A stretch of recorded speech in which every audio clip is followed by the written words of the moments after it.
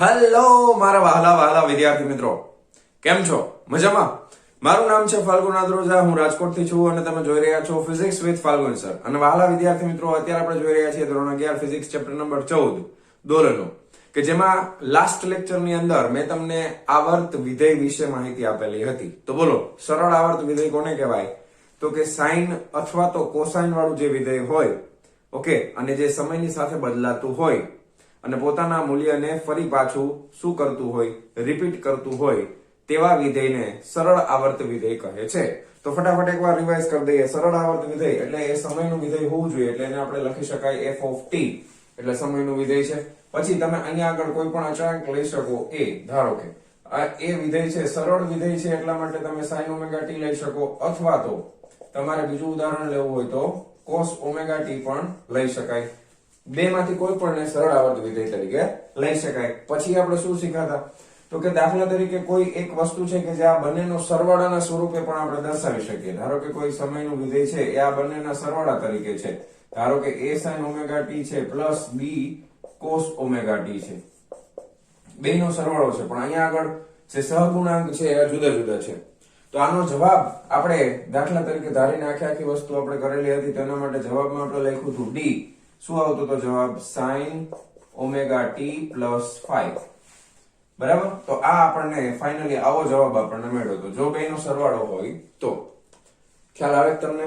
Okay, તો સરળ આવર્ત વિધેય આપણે આમાંથી કોઈ પણ સ્વરૂપે દર્શાવી શકીએ છીએ.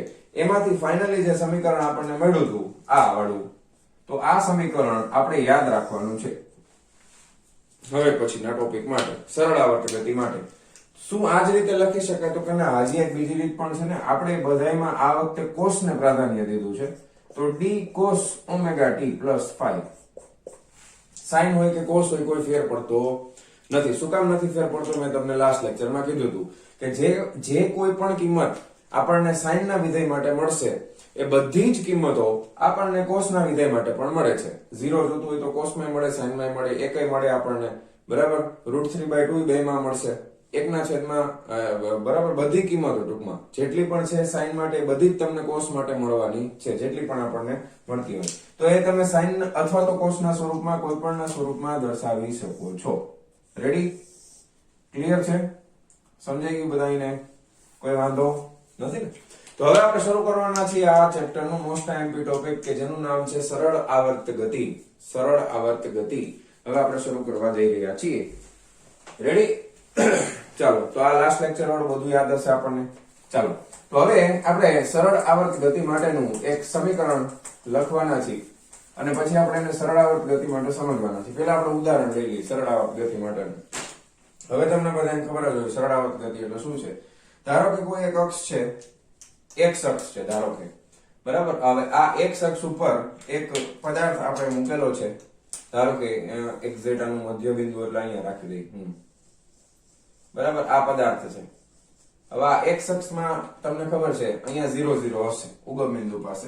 હવે એની સીમાઓ બે અલગ અલગ સીમા છે એની. આ બાજુ તમે જશો એટલે પ્લસ a આવશે અને આ બાજુ જશો એટલે માઇનસ a આવશે. તો આ કોઈ પદાર્થ, બરાબર છે, દોલનો કરે છે. કોની વચમાં? તો કે પ્લસ a અને માઇનસ a ની વચમાં આમથી આમ આમથી આમ આમથી આમ દોલન કરે છે. આ કાળા કલરનું શું છે? કોઈ પદાર્થ છે. આ પદાર્થ શું કરે છે? તો કે દોલનો કરે છે. દોલનો ક્યાં કરે છે? તો કે બે સીમાઓની વચ્ચે. કઈ કઈ સીમા? તો કે પ્લસ a અને માઇનસ a ની વચમાં દોલનો કરે છે. તો પ્લસ a અહીંયાથી શું થાય? તો કે આનું સ્થાનાંતર થાય. માઇનસ a પણ શું થાય? આનું સ્થાનાંતર થાય.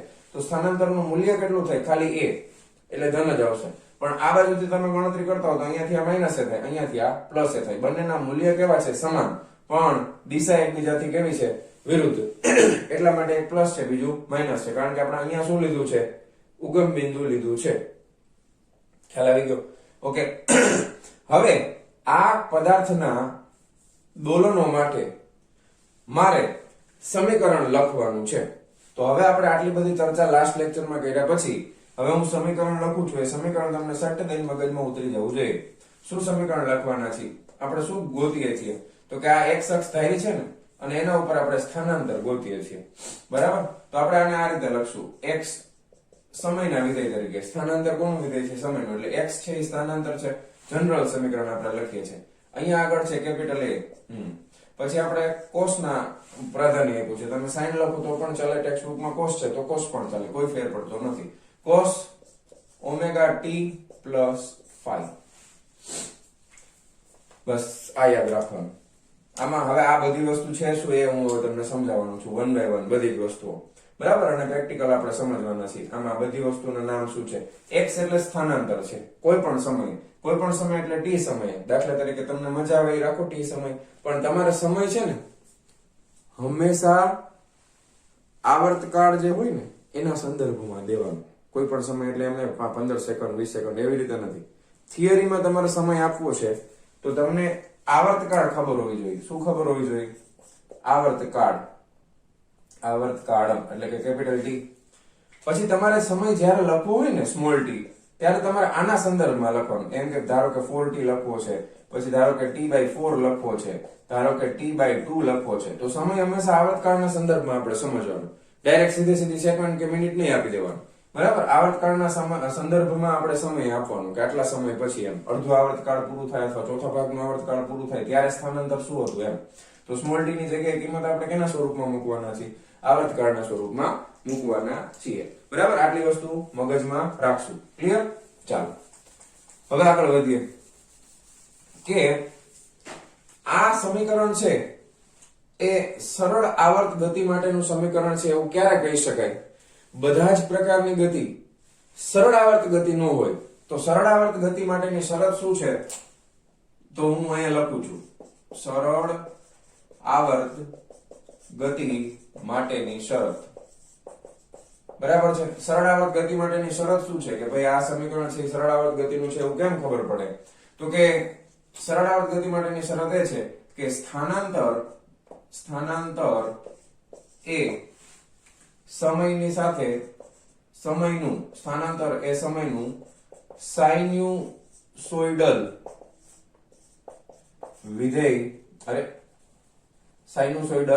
વિધેય હોવું જોઈએ.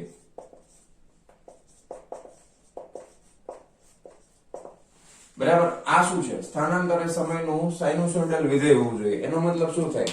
તો કે સમયની સાથે સ્થાનાંતર છે સાઇન ના ગ્રાફ પ્રમાણ બદલાવું જોઈએ. સાઇનુસોઇડલ વિધેય, હવે તમે અહીંયા લખો છો કોસ, તો કોસાઇન થાય, પણ કોસાઇન અને સાઇન બેયનો ગ્રાફ એક સરખો જ આવે. એ ગ્રાફ કેવો છે એ ગ્રાફ પણ આપણે જોવાના છે હમણાં, બરાબર. એ ગ્રાફ કંઈક આવો છે. જો ધારો કે આ સ્થાનાંતર છે, અહીંયા તમે સ્થાનાંતર દર્શાવો છો, જે સમયનું વિધેય છે x ઓફ t, અને આ x અક્ષ ઉપર, આ અક્ષ ઉપર તમે બતાવો છો સમય, બરાબર. તો સાઇનુસોઇડલ વિધેય કેવો આવે? તો કે સાઇનુસોઇડલ વિધેય હોય તો એ આ રીતે આવશે, આમ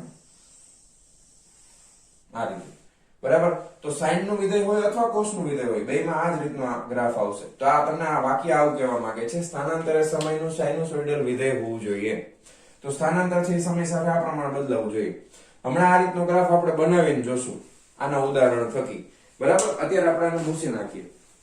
ખાલી આ વાક્ય તમે યાદ રાખજો, બરાબર. એ વાક્ય શું કામ આવું વાક્ય આવ્યું છે એ પણ હું હમણાં તમને સમજાવું છું. હવે અહીંયા આગળ આ સમીકરણની અંદર આ જે કઈ પણ વસ્તુ આપેલી છે બધું આપણે લખી નાખીએ પહેલા, પછી આગળ વધીએ તો તમને વધારે મજા આવશે. જો કેપિટલ એ શું છે? કેપિટલ એને કહેવાય કંપ વિસ્તાર. શું કહેવાય? કંપ વિસ્તાર. કંપ વિસ્તાર એટલે આ કોણ છે એ મહત્તમ અહીંયા અને આ બાજુ મહત્તમ અહીંયા સુધી સ્થાનાંતર કરે છે. તો મહત્તમ કેટલું સ્થાન, આ એનું જે મધ્યમાન સ્થાન છે ત્યાંથી કેટલું સ્થાનાંતર થાય છે? તો કે કેપિટલ એ જેટલું થાય છે. તો આ માત્ર મૂલ્ય છે, જેને ઇંગ્લિશમાં શું કહેવાય? એમ્પ્લિટ્યુડ. કંપ વિસ્તારને ઇંગ્લિશમાં શું કહેવાય? એમ્પ્લિટ્યુડ. સૌથી પહેલું આ શું છે? તો કે આ છે એ t સમયે કણનું સ્થાનાંતર છે. શું છે? t સમયે કણનું સ્થાનાંતર, સ્મોલ t સમયે, બરાબર. ઓકે, બહુ સરસ, વેરી ગુડ. ઓમેગા શું છે? ઓમેગા શું છે બોલો? કોણીય આવૃત્તિ. ઓમેગા શું છે? કોણીય આવૃત્તિ છે. પછી આ આખે આખું પદ શું છે? તો કે ભાઈ ઓમેગા t પ્લસ ફાઈ. આ આખે આખું પદ છે ને ઈ કળા બતાવે છે. શું બતાવે છે? એને કળા કહેવાય. શું કહેવાય? કળા. તો આને કહેવાય કળા, બરાબર છે. એમાં વળી પાછો આ ફાઈ શું છે? તો કે ફાઈ છે ને એને કળા અચળાંક એવું નામ આપ્યું છે ટેક્સ્ટ બુકમાં, પરંતુ તમે એને પ્રારંભિક કળા તરીકે પણ ઓળખી શકો છો. પ્રારંભિક કળા. શરૂઆતની કળા. પ્રારંભિક કળા શું કામ થાય? તો કે આ આખી કળા છે ને. હવે પ્રારંભિક નો મતલબ શું થાય? તો કે t બરાબર 0. પ્રારંભિક નો મતલબ શું થાય? સમય 0 હોય ત્યારથી જ શરૂ કરો ને તમે. તો t બરાબર 0 મૂકો તો ઓમેગા t તો 0 થઈ ગયું. તો આખી કળા કેટલી થઈ ગઈ? તો કે 5.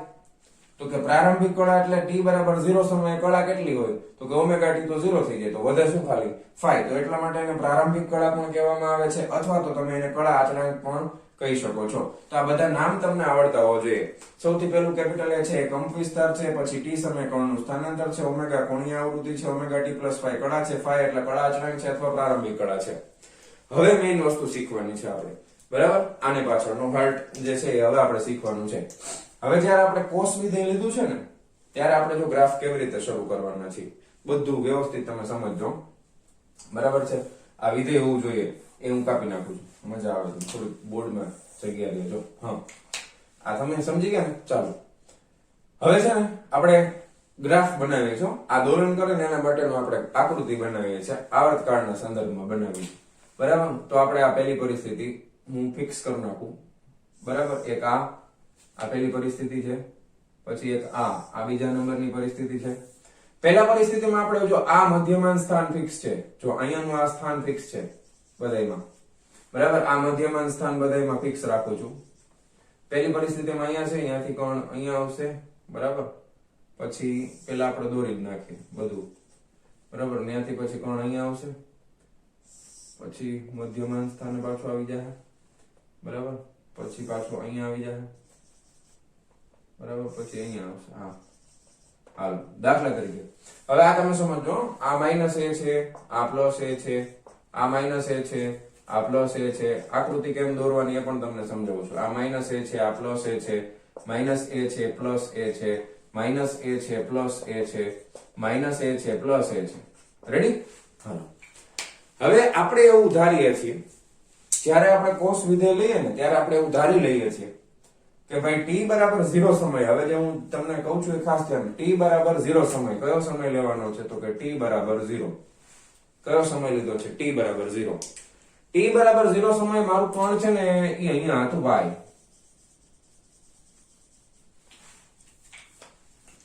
ક્યાં હતું કોણ? અહીંયા.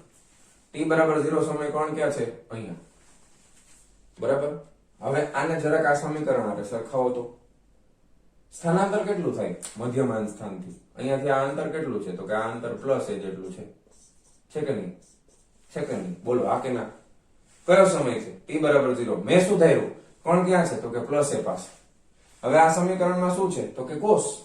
કોસ હોય તો તમે જરાક વિચાર કરો, x ઓફ t મૂકો, કિંમત મૂકો બધી, કેપિટલ A મૂકી દીધું. ચાલો બહુ સરસ. કોસ ઓમેગા t એટલે કેટલું થઈ ગયું? તો કે 0. ઓમેગા t એટલે શું થઈ ગયું? તો કે 0 પ્લસ પ્રારંભિક કળા કેટલી છે? 5. તો અહીં આપણે સરળતા ખાતર એવું ધારી લઈએ કે અહીં ધારો કે પ્રારંભિક કળા જે કળા અચળાંક છે 5 બરાબર 0 લેતા, ધારો કે આપણે 0 લઈ લઈએ તો શું થાય? તો કે cos 5 બરાબર i0 થઈ ગયું. તો વધ્યું શું? ખાલી cos 0. cos 0 બરાબર કેટલા થાય? તો કે 1 થાય. તો a ગુણ્યા 1 એટલે કેટલા આવે? a. તો કેટલું સ્થાનાંતર થયું? પ્લસ a જેટલું થઈ ગયું ને? જો સમજાય છે ને? હવે ધીમે ધીમે સમજાય છે ને? આપણે શું એક વસ્તુ ધારવાની, ધારો કે પ્રારંભિક કળા 5 બરાબર 0 છે, એવું ધારી લીધું આપણે, બરાબર? તો શું આપણને મળ્યું? તો કે પ્રારંભિક સ્થાનાંતર મળી ગયું. જો xt બરાબર કેપિટલ A. બહુ સરસ, વેરી ગુડ. જો સમીકરણમાંથી આ આપણને મળ્યું ને? હવે ધારો કે આ છે ને અહીંયા હતું પ્રારંભમાં. હવે એક દોલન ક્યારે પૂરું થાય એ સમજો. તમે અહીંયાથી કણને શરૂઆત કરો ને દોલન કરાવવાની, તો આ એનું મધ્યમાન સ્થાન છે, એટલે અહીંયા આવશે પેલા, પછી આ ખૂણામાં આવશે એટલે માઇનસ a પાસે, પછી પાછો અહીંયા જશે, બરાબર? અને પછી પાછો પોતાના ઘરે પહોંચી જશે અહીંયા. તો આ એક દોલન કમ્પ્લીટ થાય. હવે અહીંયાથી ટોટલ જો અહીંયાથી પહોંચીને અહીંયાથી અહીંયા સુધી આવવા માટે કુલ સમય કેટલો લાગે? કુલ સમય તો એના આવર્તકાળ જેટલો લાગે, કેપિટલ T. હવે એના કેટલા ભાગ પડ્યા? 1 2 3 અને 4. તો અહીંયાથી અહીંયા પહોંચવા માટે આ ટોટલ સમયને ભાંગા કેટલા કરવા પડે? 4. તો ક્યાંથી ક્યાં સુધી પહોંચ્યો? તો કે કોણ અહીંયાથી અહીંયા સુધી પહોંચ્યો, બરાબર છે? રેડી? હવે અહીંયાથી અહીંયા આવશે એટલે એમાં મારે વળી પાછું ઉમેરવું કેટલું પડે? t/4 વત્તા t/4 કરું ત્યારે અહીંયા આવશે ને, એટલે t/2 થઈ જશે. તો હવે અહીંયા આપણે પહેલા સમયની વાત કરીએ. કોણ અહીંયાથી પછી ક્યાં આવી ગયું છે? અહીંયા આવી ગયું છે. જો હવે અહીંયા રેડ કલરનું થઈ ગયું, બરાબર. હવે જો ધ્યાન આપજો, તો મેં સમય કેટલો લીધો તો કે આ ચોથા ભાગનો લીધો ને આવર્તકાળનો, એટલે સ્મોલ t બરાબર કેપિટલ T ભાગ્યા 4. ચાલો, બહુ સરસ સમજાય છે તમને, કઈ વાંધો નથી ને? તો અહીંયા આગળ આપણો કોણ છે અહીંયા પહોંચે છે, t બરાબર કેપિટલ T by 4 સમય અહીંયા પહોંચે છે. બહુ સરસ, વેરી ગુડ. તો હવે તમે અહીંયા જોવો જોઈએ સ્થાનાંતર કેટલું થાય છે, x of t બરાબર a cos omega t. phi આપણે કેટલો લઈ લીધો છે 0. હવે ઓમેગા t ની જગ્યાએ હું શું મૂકીશ, કેપિટલ T by 4 મૂકીશ. હવે મને ખબર છે ઓમેગા બરાબર તો આપણે શું લઈએ છીએ 2, કારણ કે જો cos નું વિધેય છે, cos રિપીટ કેટલા ખૂણા પછી થાય તો કે 2π પછી, તો એનો કુલ આવર્તકાળ તો 2π હોય, બરાબર ને? તો અહીંયા હું ઓમેગા બરાબર શું મૂકીશ 2π by t. તો અહીંયા મૂકી દો ઓમેગા બરાબર 2π by t, અહીંયા સીધે સીધો જ મૂકી દઉં છું 2π ભાગ્યા કેપિટલ T, બરાબર. તો આ tt કેન્સલ, 2 2 4 π by 2 કેટલા આવ્યા, cos π by 2. cos π by 2 એટલે કેટલા થાય, 0 થાય ભાઈ. તો જો સ્થાનાંતર થઈ ગયું ને 0 છે ને, સમજાય છે ને? બસ આ સમીકરણમાં અમે કિંમત મૂકી દીધી, આવર્તકાળ કેટલો મૂક્યો t by 4, તો સ્થાનાંતર કેટલું થઈ ગયું 0. સમજાણું? કન્ફર્મ? પાકું? બહુ સરસ, વેરી ગુડ. હાલો હવે અહીંયાથી આગળ જઈએ. કણ હવે અહીંયા હતો, બરાબર છે? અહીંયાથી આટલો સમય t by 4, હવે કણ અહીંયા આવે છે, ધ્યાન આપજો દોલન કરતા કરતા. પેલા અહીંયા હતો, ત્યાંથી અહીંયા આવ્યો, ત્યાંથી અહીંયા આવ્યો. હવે એને સમય કેટલો પસાર કર્યો તો કે t by 4 plus t by 4, એટલે t by 2 જેટલો સમય પસાર કર્યો ને. તો અહીંયા આગળ તમે જો x of t બરાબર a cos, હવે ઓમેગા ની કિંમત સીધી મૂકું છું 2π by t ગુણ્યા t by 4. હવે અહીંયા સમય કેટલો છે, સમય છે અહીંયા લખી દઉં, સમય છે t બરાબર t by 4 plus t by 4, એટલે કેટલો થઈ ગયો છે, t by 2 થઈ ગયો છે, બરાબર ને? તો અહીંયા આપણે મૂકી દો t by 2, t કેન્સલ કરી નાખો, 2 2 કેન્સલ, cos π -1 થાય. કેટલું થાય, -1 થાય. જો માઈનસ આવી ગયું, જો આવી ગયું સ્થાનાંતર, કેટલું થયું, -a થયું ને, કારણ કે અહીંયા 0 છે. 0 થી આ સ્થાનાંતર કેટલું ગણવાનું, તો કે -a ગણવાનું હોય. સમજાણું તમને? રેડી? બરાબર? Okay, perfect, clear? ચાલો હવે ધારો કે એક બીજી વસ્તુ, ટેક્સ્ટ બુકમાં ડાયાગ્રામ આપણે જોશું ને, એટલે કણ છે એ સ્થાનાંતર કરીને આ તરફ જાય છે ને, તો જ્યારે મધ્યમાન સ્થાને પહોંચશે, કારણ કે જ્યારે કોણ અહીંયા હતો ત્યારે એના ઉપર બળ આ દિશામાં લાગે છે, પછી મધ્યમાન સ્થાને પહોંચશે ત્યારે એ કઈ બાજુ ગતિ કરશે, આ બાજુ ગતિ કરશે. તો અહીંયા આગળ બળ જે અહીંયા આગળ એનો વેગ છે એ મહત્તમ હશે, આ તરફ v max વેગ છે કઈ બાજુ મહત્તમ હશે, તો કે આ તરફ મહત્તમ હશે. હવે અહીંયા પહોંચીને વળી પાછું બળ છે, જો બળની દિશા હંમેશા સ્થાનાંતરની વિરુદ્ધ દિશામાં લાગે. હવે આ બાજુ સ્થાનાંતર થયું તો હવે બળ એનું આ તરફ લાગતું હશે. તો એ જ્યારે અહીંયા સુધી પહોંચશે, અહીંયા 0 પાસે આવશે ત્યારે એનું પ્રવેગ 0 થઈ જશે, પણ વેગ છે એ કેવો થઈ જશે, પાછો મહત્તમ થઈ જશે. ખ્યાલ આવે તમને? બળ છે એ હંમેશા સ્થાનાંતરની વિરુદ્ધ દિશામાં લાગે. તો અહીંયા આગળ વેગની દિશા છે એ આ તરફ આવશે, v max, કારણ કે અહીંયાથી એ કઈ બાજુ જાય છે, આ તરફ જાય છે. એટલે હવે જો અહીંયાથી ફરી પાછું ક્યાં આવી ગયું, તો કે અહીંયા આવ્યું ને, અહીંયા આવી ગયું ને. તો હવે તમે ધ્યાનથી જોજો, હવે અહીંયા આવર્તકાળ t બરાબર કેટલો થાય, તો કે t by 2 plus t by 4 કરવો પડે ને, આટલું ઉમેરવાનું. તો જો હું અહીંયા કરું છું t by 2 plus t by 4, તો આપણે 4 લસા લઈ લઈએ, 2 2 4, તો 3t by 4 થયો. તો સમય કેટલો આવશે અહીંયા, 3t by 4 આવશે, બરાબર છે? પછી એ પ્રમાણે તમે અહીંયા કિંમત મૂકો, xt is equal to a cos 2π by capital T, ગુણાકારમાં શું લખવાનું, તો કે 3t by 4. પ્રારંભિક કળ તો 0 છે જ, તો આ tt કેન્સલ થઈ ગયા, 2 2 4 થઈ ગયા, બરાબર છે? 3π by 2 થઈ ગયા, બરાબર? એટલે ખૂણો તમે ગણો, પાઈ એટલે 180 ડિગ્રી થાય, ભાગ્યા 2 એટલે 9 2 18 થાય, 9 તેરી 27, તો 270 ડિગ્રી થાય. cos 270 એટલે કેટલા થાય, તો કે 0 થાય ને, cos 270 બરાબર 0 થાય. તો અહીંયા આગળ સ્થાનાંતર કેટલું થઈ ગયું, 0. ખબર પડે છે કે નહીં? રેડી? ચાલો, તો અહીંયા સ્થાનાંતર થાય છે 0. હવે કણ અહીંયાથી જો પાછું અહીંયાથી આમ ગયો, અહીંયાથી અહીંયા પહોંચ્યો, અહીંયાથી આમ જાય છે, હવે ઘરે આવતો રહેશે ને પાછો પ્લસ એ પાસે. તો હવે અહીંયાથી ગતિ કરીને કણ ક્યાં આવશે, અહીંયા આવી જાય ને, બરાબર ને? રેડી? તો અહીંયાથી પાછું સ્થાનાંતર કેટલું થાય છે, તો કે પ્લસ એ જેટલું સ્થાનાંતર થાય છે, જો થાય છે ને. હવે આ સમીકરણ છે એમાં હવે ડાયરેક્ટ કિંમત મૂકું છું, a cos ઓમેગા એટલે 2π by કેપિટલ T ગુણ્યા, હવે અહીંયા સમયગાળો કેટલો હોય, 3t by 4 હતું ને, એમાં પાછું શું ઉમેરવાનું, t by 4 ઉમેરવાનું. તો પાછું કેટલો થઈ જશે સમયગાળો, 3 ને 1 4, 4 ના છેદમાં 4 ઉડી ગયા એટલે વધ્યો t, તો અહીંયા આવશે ખાલી t, તો t કેન્સલ કરી નાખો. cos 2 પાઈ, cos 2 પાઈ એટલે +1 થાય. કેટલું આવશે? a. આવી ગયું? બરાબર છે? રેડી? કન્ફર્મ? ચાલો, તો અહીંયા આગળ કોણ અહીંયા પહોંચે છે એના માટેનું સમીકરણ સાબિત થઈ ગયું. તો આ બધાય માટે તમે આવી રીતે સાબિત કરી શકો છો. તો હવે તમે જુઓ, આવર્તકાળ એક કમ્પ્લીટ થઈ ગયો છે કે નહીં? તો અહીંયાથી એને ગતિની શરૂઆત કરી હતી, તો વળી પાછો પોતાના ઘરે આવી ગયો કે નહીં? તો આવર્તકાળ એક પૂરો કમ્પ્લીટ થયો કે નહીં? t થઈ ગયો ને? તો એક સાયકલ પૂરી થઈ ગઈ. શું પૂરું થઈ ગયું? એક આખી સાયકલ કમ્પ્લીટ થઈ ગઈ છે. ક્લિયર છે આટલું? સાયકલ આખી કમ્પ્લીટ થઈ ગઈ. હવે સાયકલ કમ્પ્લીટ થઈ ગયા પછી હજી તમારે ગતિ તો ચાલુ જ રહેશે. આ તો આપણે એક સાયકલ માટે બતાવ્યું, એટલે વળી પાછો એ ક્યાં આવશે? તો કે અહીંયા આવશે. પણ હવે તમારે સમયને પાછું 0 થી શરૂ નથી કરવાનું. આપણે સમયને કેવી રીતે લઈએ છીએ? તો કે t + t/4. બરાબર? એટલે અહીંયા તમે t/4 ઉમેરી દેશો એટલે 4 * 4 ને 5, તો આ કેટલું થઈ જશે? 5t/4. તો અહીંયા આપણે સમય કેટલો લખવાનો? t = 5t/4. બરાબર ને? હવે અહીંયાથી કણ આ બાજુ જાય છે તો આનો વેગ મહત્તમ કઈ દિશામાં હોય? તો કે vmax, કારણ કે કણ આ તરફ જાય છે તો આ મધ્યમાન સ્થાન પાસે વેગ એનો આ દિશામાં મહત્તમ હશે. બરાબર? ઓકે, હવે એમાં આ સમીકરણ મૂકશો એટલે વળી પાછું તમને 0 મળશે. એ હું નથી કરતો, એ તમારા ઉપર છોડી દઉં છું. બરાબર? આ સ્થાનાંતર મેળવવાનું. રેડી? ક્લિયર? તો બહુ સરસ રીતે વિડિયો પોઝ કરી ફટાફટ અને આટલી વસ્તુ છે એ છાપી નાખો. બરાબર? આ બહુ મસ્ત રીતે મેં સમજાવ્યું છે. આ વ્યવસ્થિત તમને સમજાઈ ગયું એટલે સરળ આવર્ત ગતિ તમને સમજાઈ ગઈ, વાર્તા પૂરી થઈ જાય. બરાબર? તો આ વ્યવસ્થિત રીતે લખી નાખો વિડિયો પોઝ કરી, અને પછી હું તમને ગ્રાફ વિશે માહિતી આપું છું. સાઇનુસોઇડલ શું કામ કહેવાય? આપણે કીધું ને કે આ રીતનો ગ્રાફ આવે, એ ગ્રાફ હવે આના ઉપરથી આપણે બનાવવાના છે. બરાબર? તો ફટાફટ વિડિયો પોઝ કરીને આટલી વસ્તુ લખી નાખો. ચાલો, જવા દઉં છું. હા, ચાલો વિદ્યાર્થી મિત્રો, હવે આપણે આ માહિતી ઉપરથી ગ્રાફ બનાવતા શીખવાનું છે. કોનો ગ્રાફ? તો કે સ્થાનાંતર વિરુદ્ધ સમયનો આલેખ. શું કહેવાય એને? સ્થાનાંતર વિરુદ્ધ સમયનો આલેખ. તો સ્થાનાંતર સમય છે એ હંમેશા x અક્ષ ઉપર દર્શાવવાનો, અને સ્થાનાંતર છે એ હંમેશા y અક્ષ ઉપર દર્શાવવાનો, અથવા સમક્ષિતિજ અક્ષ ઉપર સમય અને શિરોલંબ અક્ષ ઉપર સ્થાનાંતર દર્શાવવાનું છે. ખ્યાલ આવી ગયો? આ એનો નિયમ. ધારો કે તો આ x અક્ષ થઈ ગયો, ધારો કે આ y અક્ષ થઈ ગઈ અને આ x અક્ષ છે. બરાબર? તો અહીંયા આગળ સ્થાનાંતર થશે. હવે સ્થાનાંતરમાં તમને ખબર છે અહીંયા 0 સ્થાનાંતર છે.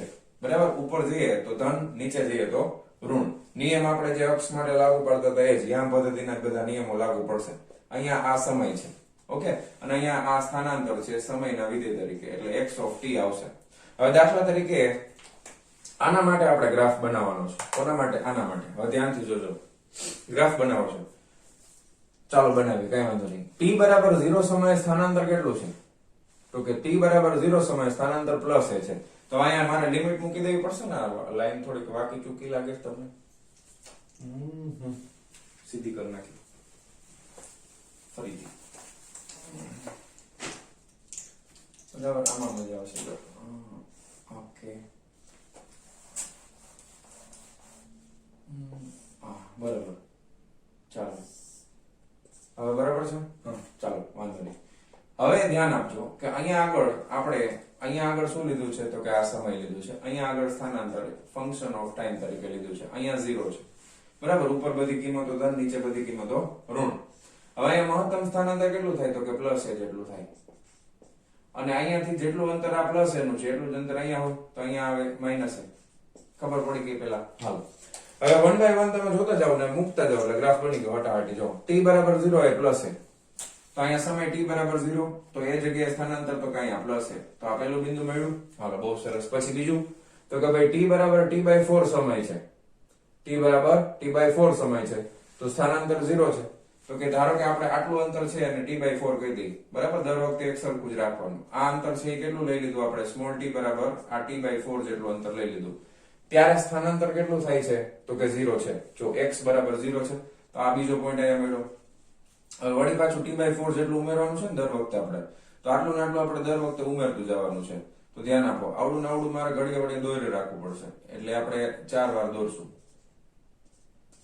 1 2 3 અને 4. બરાબર? 5 વાર દોરવાની જરૂર નથી. 5 વાર દોરવું હોય દોરી શકાય, એમાં કઈ ખોટું નથી. હવે જો હવે વળી પાછો આ પહેલા બે પૂરા થઈ ગયા. હવે સમય કેટલો પસાર થઈ ગયો તો કે t/2. આ બેનો સરવાળો કરો t/4 એટલે t/2 થઈ ગયું. હવે અહીંયા આગળ કઈ જગ્યાએ છે કણ તો કે -a પાસે છે. તો અહીંયાથી કોણ -a પાસે એટલે -a અહીંયા ક્યાંક હશે.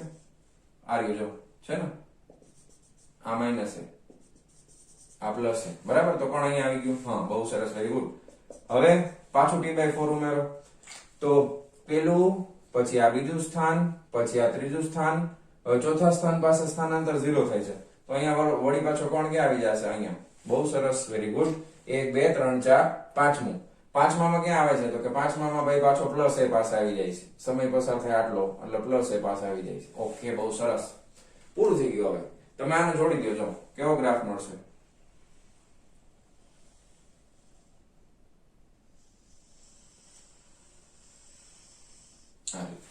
મળે છે, મળે છે ને. હજી આગળ આપણે ખેંચી જ લઈએ, હાલો, એટલે વધારે અનુકૂળ આવે, મસ્ત લાગે છે. આ t બરાબર. હજી આપણે પાછો જો t/4 ઉમેરી દીધો તો વળી પાછો ક્યાં આવી ગયો, 0 પાસે આવી ગયો. તો ધારો કે અહીં t/4 અહીંયા છે, ધારો કે આટલું ને આટલું મારે લેવું પડશે. t/4 અહીંયા સુધી આવશે. તો અહીંયા 0 છે ધારો કે, આ રીતે ખબર પડી ગઈ. તો આ જે ગ્રાફ મળ્યો ને આવો, મેં તમને હમણાં ન કીધું આગળ કે સાઇન નો ગ્રાફ હોય કે કોસાઇન નો ગ્રાફ હોય, બે ગ્રાફ ને સાઇનોસોઇડલ વિધેય જ કહેવાય. કારણ કે જો આમ જ આમ તરંગની જેમ ટીડુક જતા હોય બરાબર. તો આ ગ્રાફ આ રીતે દોરવાનો છે. કોઈ પણ ગ્રાફ તમારે બનાવવો હોય આવર્તકાળ માટેનો બરાબર છે, અને દોલન માટેનો, તો આ રીતે તમે બનાવી શકો. સમજાઈ ગયું તમને. ઉપર આવશે +a મહત્તમ સ્થાનાંતર, નીચે આવશે -a ન્યૂનતમ સ્થાનાંતર. ઉપર મહત્તમ સ્થાનાંતર છે, નીચે ન્યૂનતમ સ્થાનાંતર છે, અહીંયા શૂન્ય સ્થાનાંતર છે.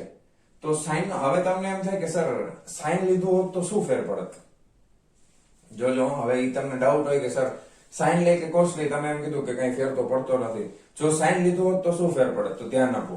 તમે સાઇન લીધું હોત ને તો હું કોણ છે ને એને અહીંયાની બદલે અહીંયા રાખત. ક્યાં રાખત, પ્રારંભિક સ્થાન એનું t/0 સમય કણને અહીંયા રાખત. કારણ કે સાઇન 0 પર, જો હું પ્રારંભિક કળા શૂન્ય લઉં ને તોની વાત છો. પ્રારંભિક કળા હું શું લઉં તો કે શૂન્ય લઉં, તો એ રીતે હું દર્શાવવા તેને બરાબર. એ પણ થોડુંક તમને ફટાફટ સમજાવી દઉં. ધારો કે મારું સમીકરણ છે આમ હોત, ધારો કે x of t is equal to a sin બરાબર, x of t is equal to a sin omega t plus phi. હવે આના માટે આપણે એવું ધારી લઈએ કે ધારો કે બરાબર, ધારો કે phi બરાબર 0 છે. શું છે, પ્રારંભિક કળા શૂન્ય છે બરાબર, અને t બરાબર 0 સમયે. તો t બરાબર 0 સમય તમે લખશો તો આમાં તમે સમીકરણમાં કિંમત મૂકો જોઈએ તો કે a sin 0 થઈ ગયું. sin 0 બરાબર શું થાય તો કે 0 થાય. તો પ્રારંભમાં મારું કોણ ક્યાં હોત તો કે 0 પાસે હોત. હવે એ બધા સ્ટેપ છે હું તમને જાતે ટ્રાય કરજો. આ તમને હોમવર્ક આપું છું. શું, તમારે સાઇન માટે ગ્રાફ બનાવવાનો. કઈ રીતે તો કે પ્રારંભિક કળા 0 ધારેલી છે એવું કરી અને સાઇન નો ગ્રાફ તમારે બધા પોઈન્ટ તમારે આ રીતે બધા લખવાના અને દોરવાના છે બરાબર. એ હોમવર્કમાં છે. શું કરવાનું તમારે, તો મેં પેલું એક તમને સમજાવી દીધું કે t બરાબર 0 સમય હોય ત્યારે કોણ ક્યાં હોય તો કે 0 પાસે હોય બરાબર. પછી ધારો કે t બરાબર t/4 સમય છે, પેલો આપણે હજી એક પોઈન્ટ કરાવી દો બસ. t બરાબર t/4 છે તો અહીંયા તમે જુઓ t બરાબર t/4 મૂકશો એટલે ઓમેગા બરાબર 2π/t છે. ગુણાકારમાં સ્મોલ t એટલે t/4 થઈ ગયા, tt કેન્સલ થઈ ગયા, 2 દુ 4, π/2 કેટલા થઈ ગયા 90. sin 90 એટલે કેટલા થઈ ગયા, એટલે t/4 સમયે છે ને તમારો ગ્રાફ છે એ sin 90 +1 આવે એટલે અહીંયા ધારો કે અહીંયા +a છે અને આટલા જ અંતર ઉપર અહીંયા -a છે. તો તમારો ગ્રાફ છે એ પેલો પોઈન્ટ આ રીતે આવે બરાબર. પછી ગ્રાફ તો હું દોરી નાખું, બાકી બધા પણ તમે જાતે કરજો. આ પ્લસ છે આ રીતે. જો ગ્રાફમાં ફેર શું પડે તો કે અહીંયા છે ને એ +1 થી ચાલુ થાય, આ ગ્રાફ અહીં 0 થી ચાલુ થાય. જો પ્રારંભિક કળા શૂન્ય હોત તો આ પ્રારંભિક કળા કહેવાય, એ 0 હોત તો ની વાત છે. આ ખ્યાલ આવ્યો. પ્રારંભિક કળા છે ને એ તમારો ગ્રાફ t બરાબર 0 સમયે, t બરાબર 0 સમયે ક્યાંથી શરૂ થશે ને એ નક્કી કરે. પ્રારંભિક કળા શું નક્કી કરે કે તમારો ગ્રાફ t બરાબર 0 સમયે કયા બિંદુ પાસેથી શરૂ થશે એ નક્કી કોણ કરશે, પ્રારંભિક કળા નક્કી કરશે. પ્રારંભિક કળા નક્કી કરશે. એટલે અથવા તો તમે એમ કહો કે t બરાબર 0 સમયે મારો કોણ ક્યાં હતો, મધ્યમાન સ્થાનથી ક્યાં હતો તો કે +a પાસે હતો, -a ક્યાં હતો તે કોણ નક્કી કરશે તો કે પ્રારંભિક કળા નક્કી કરશે. ખ્યાલ આવે તમને બરાબર. હવે ધારો કે હું તમને એમ કહું કે પ્રારંભિક કળા છે ને ઈ π/2 છે. કેટલી છે? π/2. તો ધ્યાન આપજો, પ્રારંભિક કળા જો π/2 હોય તો મારું સમીકરણ આવું કંઈક બનશે, x of t is equal to a sin omega t plus π/2. બહુ સરસ. જો હવે તમે જો કે t બરાબર 0 સમય હું લઉં, જો પ્રારંભિક કળા π/2 હોય તો બરાબર, તો શું થાય તો કે sin π/2, sin π/2 એટલે 1 થાય. તો પ્રારંભમાં મારા કણનું સ્થાન ક્યાં હોત તો કે અહીંયાથી ગ્રાફ પાછો ચાલુ થાત. તો આ ગ્રાફ ને આ ગ્રાફ બે સરખા થઈ જાય. તો આ ગ્રાફ છે એ તમે પ્રારંભિક કળા π/2 માટે લ્યો તો આ ગ્રાફ છે એ phi બરાબર 0 હશે તો cos માટે સાચો છે બરાબર, અને phi બરાબર π/2 તમે લઈ લ્યો અને sin નું વિધેય લઈ લ્યો તો એના માટે પણ આ ગ્રાફ સાચો છે. બે સરખા જ આવે. ખબર પડે છે? ધીમે ધીમે ખબર પડશે, એક ઝટકે બધી ખબર પડશે નહીં, કારણ કે આના ઉપર દાખલા કરશું, થિયરીમાં આગળ હજી જોતા જશું. જેમ જેમ આગળ વધશું એમ ધીમે ધીમે મગજમાં ઉતરતું જશે. રેડી? ચાલો, હવે આટલી વસ્તુ સમજાઈ ગઈ. હવે અમુક વસ્તુ આપણે શીખવાની છે ગ્રાફ માટે, એ હું તમને સમજાવી દઉં, પછી આજની વાર્તા આપણે અહીં પૂરી કરી દઈશું. બરાબર છે? હવે ગ્રાફ ખાસ તમારે છે ને જાતે જ્યાં સુધી તમે દોરશો નહીં ત્યાં સુધી નહીં આવડે. જ્યાં સુધી તમે આના ઉપરથી ગ્રાફ જાતે નહીં બનાવો ત્યાં સુધી મગજમાં ઉતરશે નહીં. પછી મને કહેતા નહીં કે સર આવડતું નથી, ખબર પડતી નથી. તમારે મહેનત કરવી પડશે. જેટલી મહેનત હું કરું છું એનાથી વિશેષ બહુ વધારે તમારે કરવાની હોય, બરાબર? કારણ કે અમારે કઈ પરીક્ષા દેવાની હોય નહીં. પરીક્ષા કોને દેવાની છે? તમારે દેવાની છે. રેડી? હાલો, હવે અમુક વસ્તુઓ છે આ સમીકરણમાં શું શું બદલાવી શકાય એના ઉપરથી આપણે અમુક ગ્રાફ પાછા શીખવાના છે. ધારો કે આપણી પાસે જે જનરલ સમીકરણ છે ને સમયના વિધેય તરીકે, એ શું હતું તો કે આપણે લીધું હતું a cos omega t plus phi. બરાબર? હવે ધ્યાન આપજો. પેલા કેસમાં આપણે એવું લઈએ છીએ કે જો ઓમેગા અને phi અચળ હોય પરંતુ કંપ વિસ્તાર અલગ અલગ હોય તો, એટલે એકનો કંપ વિસ્તાર a છે, બીજાનો કંપ વિસ્તાર b છે ધારો કે, પણ બેયમાં સરખું શું છે તો કે ઓમેગા t ને પ્લસ phi. આ ઓમેગા સરખું છે અને કોણીય આવૃત્તિ સરખી છે અને કળા સરખી છે. કળા સરખી હોય એનો મતલબ શું થાય ખબર? બે એક જ બિંદુથી શરૂ થાય. કળા સમાનનો મતલબ બે એક જ બિંદુથી શરૂ થશે. તો a નો ગ્રાફ અને b નો ગ્રાફ બે એક હારે બનાવવો હોય તો કઈ રીતે બનાવી શકાય તો કે જો આ રીતે બનશે. ધ્યાન આપજો. ધારો કે હું તમને કહું આ સમય બરાબર, અને અહીંયા આપણે સ્થાનાંતર લેતા હતા ને એઝ અ વિધેય ઓફ સમય. ધારો કે એકનો કંપ વિસ્તાર નાનો છે, બીજાનો કંપ વિસ્તાર મોટો છે. તમારે નાનો મોટો ગમે ત્યાં લઈ શકો. ધારો કે a કંપ વિસ્તાર પ્લસ એ અહીંયા છે પણ પ્લસ b છે એના કરતા મોટો છે, તો અહીંયા માઇનસ એ નીચે અહીંયા આવશે અને માઇનસ b છે અહીંયા આવશે. બરાબર? તો ધારો કે હું પ્લસ a નો ગ્રાફ બનાવું છું તો એનો ગ્રાફ છે એ મારો કઈ રીતે આવે છે તો કે cos વિધેય માટે જ છે, આ રીતે આવશે. બરાબર? તો જો આ ખાસ ધ્યાન રાખવાનું, આ અહીંયા જવું જોઈએ. પછી b માટે, બે માટે શું સમાન છે તો કે કળા સમાન છે. તો ધ્યાન આપજો ગ્રાફ કઈ રીતે બનશે. આ b નું મહત્તમ કિંમત છે અહીંયા ક્યાંક આવશે, આની ઉપર તરફની અહીંયા ક્યાંક આવશે. બરાબર? પણ કળા સરખી છે એટલે જ્યારે આનું મહત્તમ એનું મહત્તમ હોય ત્યારે b નું પણ મહત્તમ થાય, એનું 0 થાય ત્યારે b નું પણ 0 થાય. એટલે આ ગ્રાફનો પહેલો ભાગ અહીંયા પૂરો થાય. બેયના 0 સરખા હશે. જ્યારે આનું પણ 0 ત્યારે બેયનું 0.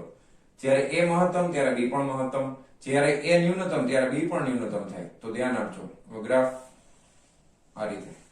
બરાબર? પછી વળી પાછું આનું 0 તો આનું પણ 0 થાય અહીંયાથી આમ. બરાબર? આનું મહત્તમ તો આનું પણ મહત્તમ થાય તો અહીંયાથી આમ. બરાબર? આનું 0 તો આનું પણ 0 થાય તો અહીંયાથી આમ. વળી પાછું આમ. ધ્યાનથી જુઓ, ધ્યાનથી સમજો.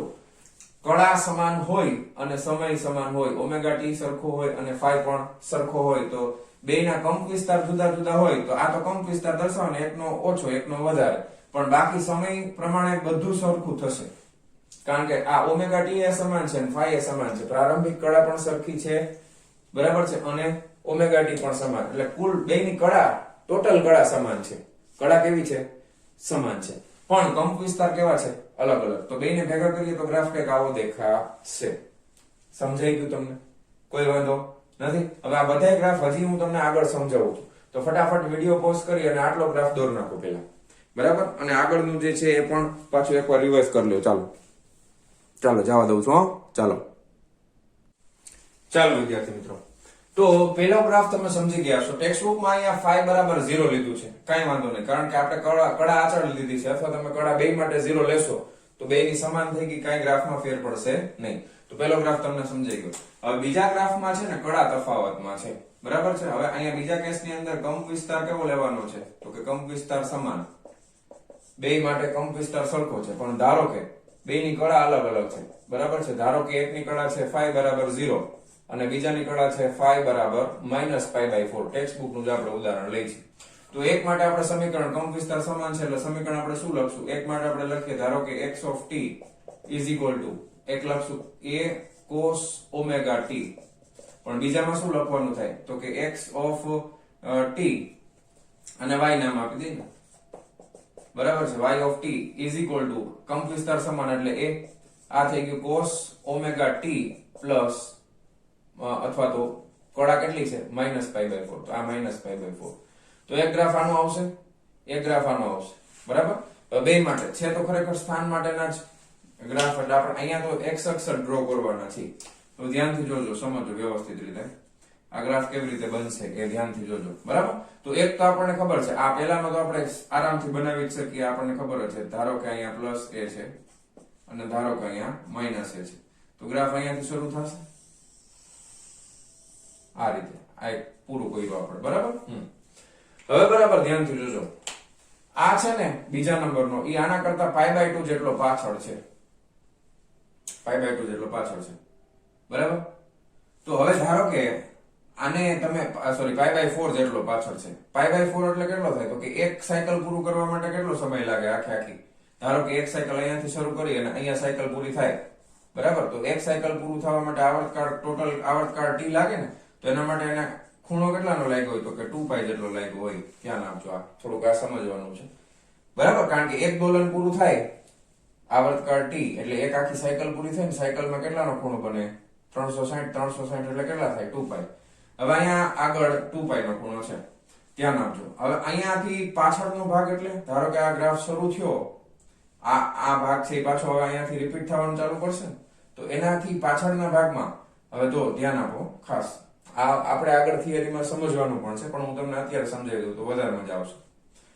કે ટોટલ અહીંયા આગળ આને આપણે t વડે દર્શાવી છે, ટોટલ આવર્તકાળ t છે. ખ્યાલ આવ્યો તમને? બરાબર છે? હવે અહીંયાથી તમે એના બે સરખા ભાગ કરો છો, એક આ ભાગ, એક આ ભાગ, તો અહીંયા t/2 થઈ ગયું, બરાબર? આ પણ t/2 થઈ ગયું. રેડી? તો આ 2π છે, એના અડધા ભાગ પડી ગયા આ પાઈ, બરાબર? અને આ ભાગમાં પણ પાઈ આવશે. હજી એના અડધા ભાગ પાડ નાખો અહીંયાથી, તો આ π/2, આ π/2, બરાબર?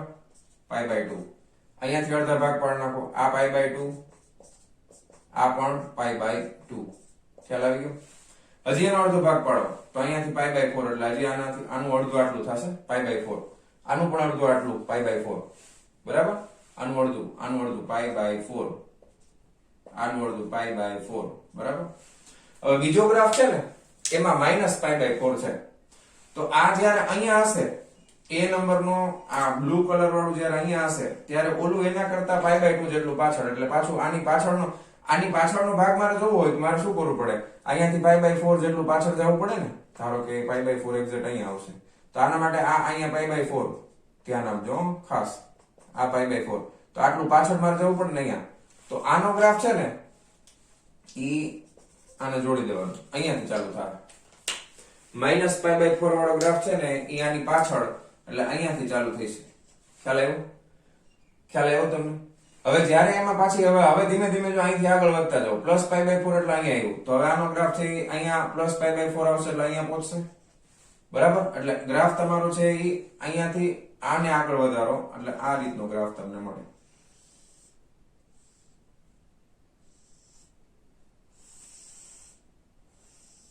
આ રીતે, બરાબર? તો આ ગ્રાફ છે આના માટેનો છે, કાળા કલરનો છે, અને બ્લુ કલરનો ગ્રાફ છે એ કોના માટેનો છે? તો આના માટેનો છે. ઓકે, આમાં ઘણા કન્ફ્યુઝન થાય, પણ એ એટલા માટે થાય કારણ કે આજે આપણે તમે ટી અને પાઈ વચ્ચેનો સંબંધ, વર્તુળ ગતિ અને દોલન ગતિ માટે આપણે સંબંધ મેળવવાના છે. એ આજે આપણે નથી જોયું એટલા માટે. પણ મેં તમને સમજાવી દીધું કે 2π હોય એટલે કુલ આવર્તકાળ ટી થાય, એનું અડધું કરો એટલે પાઈ હોય તો t/2 થાય, આ બાજુ પાઈ એટલે t/2 થઈ જશે. હજી એનું અડધું કરો એટલે અહીંયા આગળ તમને ખબર છે t/4 આવે ને, હમણાં આપણે પહેલી વાર ગ્રાફ બનાવ્યો તો અહીંયાથી આ અડધું t/4 થાય છે કે નહીં? હા કે ના? બોલો જોઈએ. તો t/4 માટે આને સરખાવી તો આને અડધા ભાગ કરવા પડે ને, તો આ અહીંયા સુધી પાઈ હતું તો એના બે ભાગ કરો તો π/2. હજી એના અડધા ભાગ કરો તો આ t/8 થાય, તો એ કેટલો થઈ જાય? π/4 થઈ જાય ને, ભાગ્યા 2 કરો એટલે. તો π/4 જેટલું જ આપણે જરૂર છે. તો આ અહીંયાથી શરૂ થાય તો આ અહીંયાથી શરૂ થાય, તો આ એના કરતા પાછળ છે. જો આ કાળા કલર વાળો ગ્રાફ છે એ બ્લુ કલર વાળા કરતા કડામાં કેટલો પાછળ છે? તો કે π/4 જેટલો પાછળ છે. સમજાઈ ગયું તમને લોકોને? કોઈ વાંધો નથી ને? હવે તમને ટેક્સ્ટબુકમાં જે મેં તમને ડાયરેક્ટ એમને સીધે સીધું કહી દીધું, ટેક્સ્ટબુકમાં હવે તમને સમજાવેલું છે. એ શું સમજાવ્યું છે હું તમને સમજાવું, જરાક ધ્યાનથી જોજો.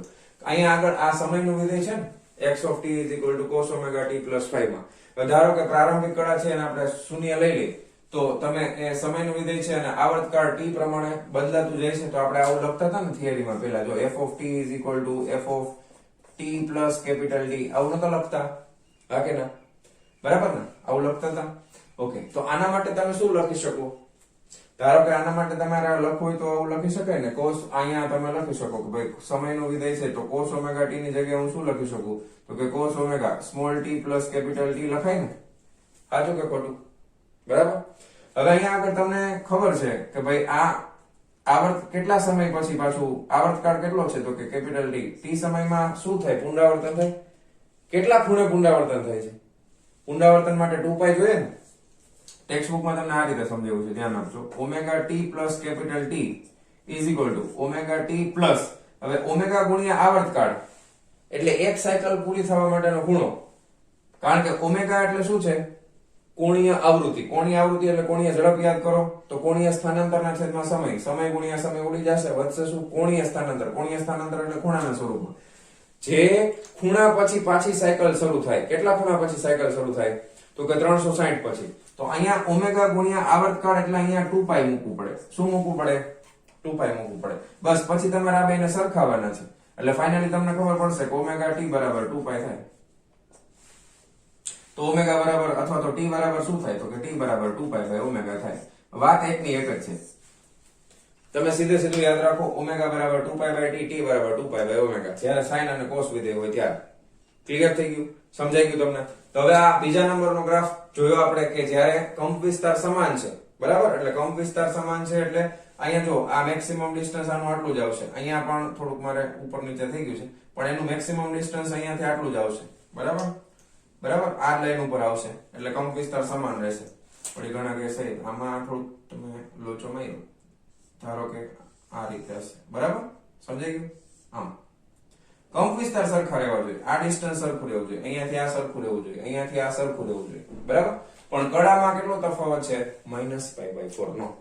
તો આ રીતે કોઈ પણ કડા તફાવત તમને આપી શકે. +π/4 પણ આપી શકે, -π/4 પણ હોઈ શકે, π/2 પણ હોઈ શકે. કડા તફાવત 12મા ધોરણમાં π/2 બહુ આવશે.